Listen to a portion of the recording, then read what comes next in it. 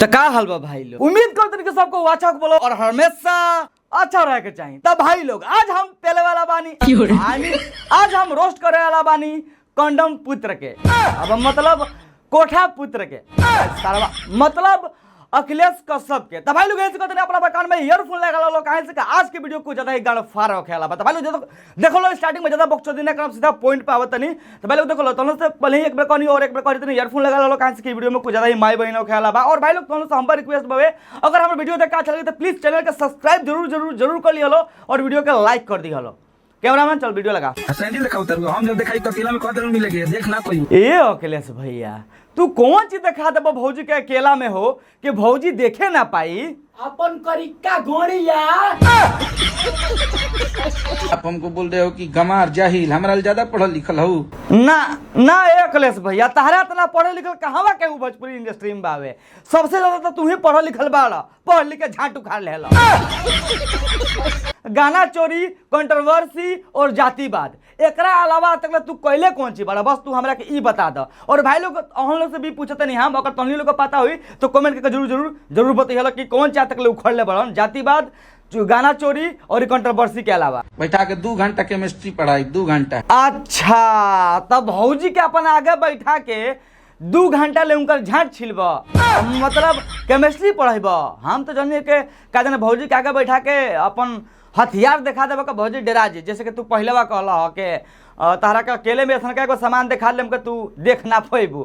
खैर कोनो बात नहीं है, कैमरामैन अगला क्लिप लगा दो। के पास बहुत ज्ञान है और हम महिलाओं का सम्मान नहीं करते हैं। अच्छा ये अखिलेश भैया तू कहिया से महिला कुल के सम्मान करे लगल हो ना, मतलब हम सुन के कसम से भाई लोग हंसे का मन करता आ हंसी आवत आवे महिला के सम्मान करलन। भाई लोग तुम लोग को मन बोला चाहे ना उ 2 पुरुष होगा सन चाहे 2 महिला होगा सन, अगर अखिलेश भैया अपन के दोनों गोड़ी में 4 गोड़ा में झगड़ा ना लगा दी हन तो कबो कनी के सम्मान ना करिहन, कबो कनी के इज्जत ना देना, ठीक नहीं। तो झगड़ा लगावन तो नंबर 1 हवा नहीं भाई लोग, इंडस्ट्री में सब का पता बावे। अब देखो अखिलेश भैया तारा से हमारे पर्सनल कोनो दुश्मनी नहीं के, मतलब लिटरली कहते हैं हम रिस्पेक्ट करनी राइटर के, सिंगर के भी और तोहरा के भी हम करनी, बिकॉज तू बहुत बड़ा भोजपुरी इंडस्ट्री में गाना देले बड़ा। लेकिन एगो तू ऐसा चूतिया जैसा काम करले बड़ा ना कि जब वो बतिया हमारे याद आवाला तब हमारे झटिया लाल हो जाला। अब देखो कंडम पुत्र आई मीन अखिलेश भैया, बस तारा में हमारे एक ही कमी लौकेला ना कि तू अपन टीम में जितना गोड़न के भी रखले बड़ा ना मैक्सिमम सब चूतिया, अनपढ़, गंवार, जाहिल बड़ा सन। उम्र के साथ साथ दिमाग सठिया गया। अच्छा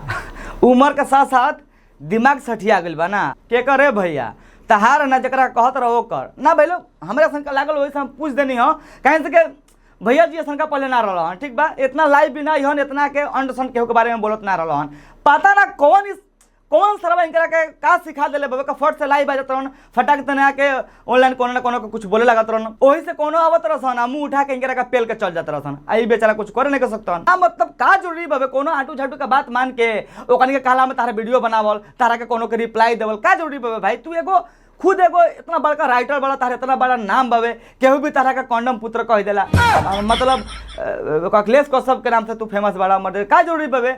कौन आंडू पाटू तरह कुछ भी कहे कुछ भी तू कह देबो, कोनो कहे के गड्ढा में कूदे के गड्ढा में कूद जेबो, कोनो कहे के गान मरवा लेबो ना, इससे ज्यादा ब्रूटल लगे। मतलब भैया तू बतिया मत मानो कनी के ना, अपना काम से काम रखो, ओकर सब मतलब कोनो लफड़े ना होई, बस अपना काम से तू काम रखो। भाई हमारे काले से मैसेज करा था कि भैया रिप्लाई कर, एकर जवाब मतलब हमनियो के जवाब दी जाई भैया चाहिए। सरवा हम पागल हो जाम का रे, मतलब कहिया से बुढ़िया चाची के पीछे पड़ल बाबा रे भाई, छोड़े का नाम निकलत। अरे भैया जी जौन भइल तौन भइल, कंट्रोवर्सी के भुला जा, ठीक नु थूक आई मीन थूक दो झगड़ा वगड़ा, ठीक बाबे का जरूरी बाबे यार, अपने तू इज्जत लुटवावत रह। अब बतावा कि तू कंट्रोवर्सी करत रह। अब बहुत लोग ई कहता है कि खेसारी लाल यादव जी के गाना लेके चलत, अखिलेश कश्यप कोनो गाना लिखले बड़ा गाना चलत नहीं के, वही से खेसारी लाल अखिलेश कश्यप जौन बाड़ा तौन कंट्रोवर्सी करत रहन। अब भाई तू बताव तो हम लोग गाना ऐसे भी मतलब 100-200 मिलियन 500 मिलियन जाए में टाइम ना लगला, झूठे मूठे प्रकार में तू बदनाम होत रह, अपने साथ साथ तू खेसारी लाल यादव के भी बदनाम करत रह, रिप्लाई तू मत देना, का जोड़ी बाबे कोनो का गाड़ी में उंगली कइल, जब तारा गाड़ी में ऑलरेडी उंगली कइए देल बा लोग, मतलब का जोड़ी बाबे भैया मत कर यार, अच्छा नहीं लगा। ए भैया जी इहे गर्मिया तोना घड़ी कहाँ चल गए रहे जब विशाल सिंहवा तारा सेट पर पहुंच गए रहे आ सब केहू के हाथ धो के कहते के देखिए मैं जहाँ मन वहाँ जा सकता हूँ। तोना घड़ी तो हम लोग के गाड़ी में गर्मी ना रहे और एगो औरत के देख के तू कहत रहा बाग नहीं तो मार के हगा दे मतलब मुता दे। अरे सरवा मतलब मार के कोहरा कर देम ई कौन बात भइल। मर्दानगी अगर तारा में सच में बावे तो तोना घड़ी तारा जवाब देवे के चाही। जब विशाल सिंह जाके तो हम लोग के सेट पर का जना का अंडरस्टैंड बोल के आगे रहे तो घड़ी तो कुछ ना बोल लो काहे से ककलेस बिया तोहरो का पता बवे कि विशाल सिंह में तनी टेढ़ा माइंड के हवे उ पेलेला 15 हाली आ गिनेला 1 हाली। बिहार छोड़ उत्तर प्रदेश में आएंगे ना ये टुनटुन भैया तू जहाँ बड़ा तो हमें रह मतलब बिहार में तो सापा के लौड़ा लगवाइए देहल अब का चाहत रह के उत्तर प्रदेश में जाके योगी जी के लमडंडवा से आशीर्वाद दिली टपा टप करके। अरे मतलब का हो गल बे टुनटुन भैया तू तो तनी दिमाग से काम लो यार। रंगदारी गाना गावलो लिटरली अच्छा लगला भाई लोग तार मतलब रंगदारी गाना सब को अच्छा लगला। हमारा सब सब्सक्राइबर हमारा सब फैंस भी सुन लो हम भी सुननी तू उहे कर है पॉलिटिशियन के चक्कर में मत पड़ नहीं तो गाड़ बेचे के पड़ी।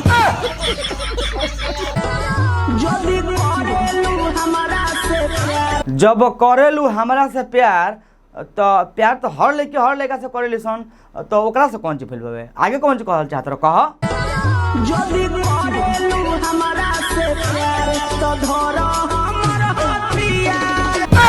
अरे तोरी बहन चोदो ई कौन टाइप के गाना हरे सरवा के धौला हमार हथियार। अरे सारे जोन हाथवा में माइकवा ले बड़नू माइकवा छीन के उहे माइकवा तोर गोनिया में पेल दे। सरहु तू नहीं गाना गावत रह मतलब करेलू हमरा से प्यार तो धौला हमार हथियार काहे धरेबा भैया पटक के पेल दो।